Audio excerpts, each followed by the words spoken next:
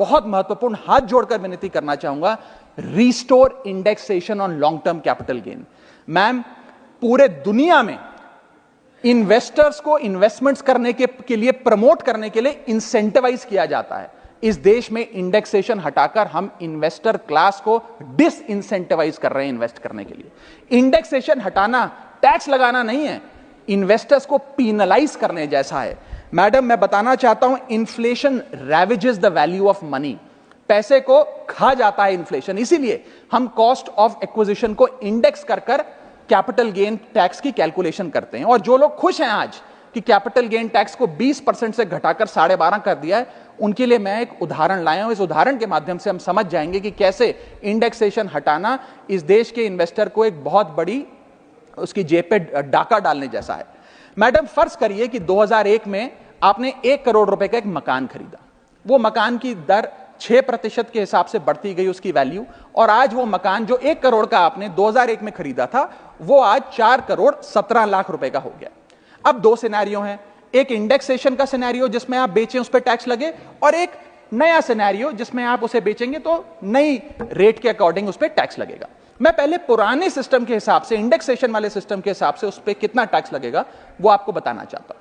आज वो मकान जो आपने वर्ष 2001 में 1 करोड़ का खरीदा था, वो आप 4 करोड़ 17 लाख रुपए का बेचती हैं, तो आपकी सेल प्राइस 4 करोड़ 17 लाख, लेकिन आपकी purchase price, inflation adjusted indexed purchase price 1 crore नहीं, लगभग 3 करोड़ 60 लाख के आसपास आती है।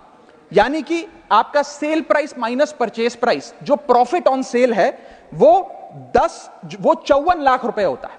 उस 54 लाख रुपए पर 20% के अकॉर्डिंग आप पे टैक्स लगता है। यानी कि इंडेक्सेशन वाले फॉर्मूले से आपको कुल टैक्स 10,80,000 रुपए देना पड़ता है। मैं राउंड ऑफ करके 11 लाख रुपए कहता हूं।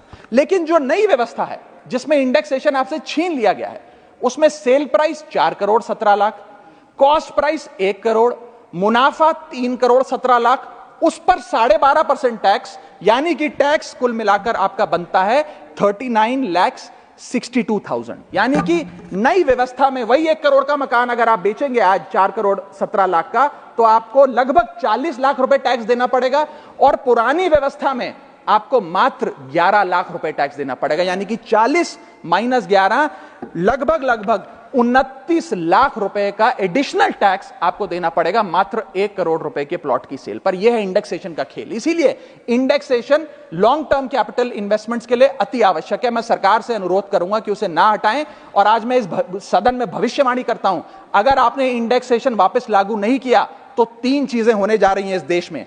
पहला, रियल एस्टेट में इन्वेस्टमेंट गिरने वाली है और लोग अपना ड्रीम होम कभी नहीं खरीद पाएंगे। दूसरा, अंडर वैल्यूएशन होगी प्रॉपर्टी डील्स की, सब लोग सर्कल रेट पे प्रॉपर्टी खरीदेंगे बेचेंगे, कोई असल कीमत नहीं बताएगा। और थर्ड थिंग जो इस देश में होने जा रही है, रियल एस्टेट सेक्टर में भारी तादाद में ब्लैक मनी आने जा रहा है अगर आपने ये इंडेक्सेशन का फैसला वापस नहीं लिया।